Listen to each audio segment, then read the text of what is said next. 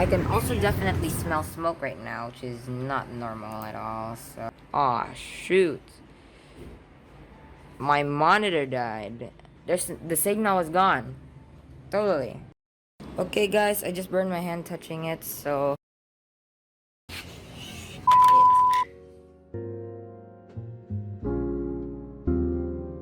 Mistakes. That was me 3 years ago. For the last 5 years of my life, exploring and fixing things, I've had a fair share of stuff that I broke myself. For instance,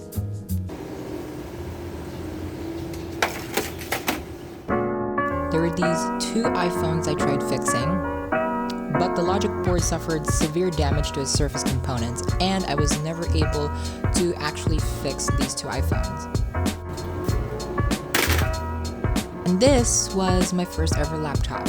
My cousin spilled coffee on the keyboard, and I cannibalized the inside, and the screen is gone. Here's my second phone that I dropped and cracked the screen. And for the big reveal, my personal collection of broken stuff.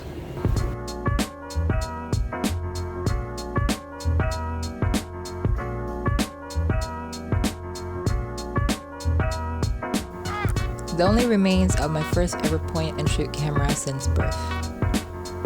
A couple few batteries that I stole from RC cars, and a remote on my current monitor. All of these I tried fixing to no avail. Having a well-maintained workspace, however, was one thing I wish to maintain. Here's my room. It's small, but enough to store my stuff in it. This is where I store my iPhone spare parts and other small components. This is where I store extra cables and hard drives. And this top shelf is where books and other big stuff like my electric drill is stored. You've probably seen this one before. But out of all the mistakes I did, I was able to make good choices out of it. This is my iPhone for almost 7 years, and I was able to turn it from this to this. It has 85% battery health as opposed to just 55%.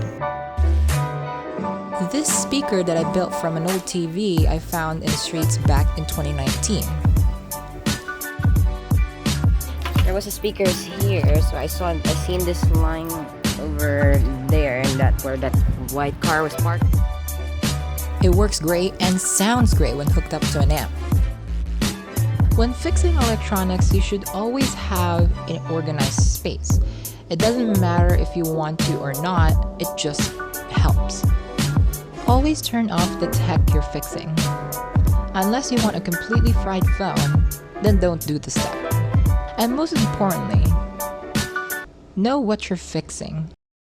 Technology is simple, but to understand what you're doing, you need to know what you're looking for.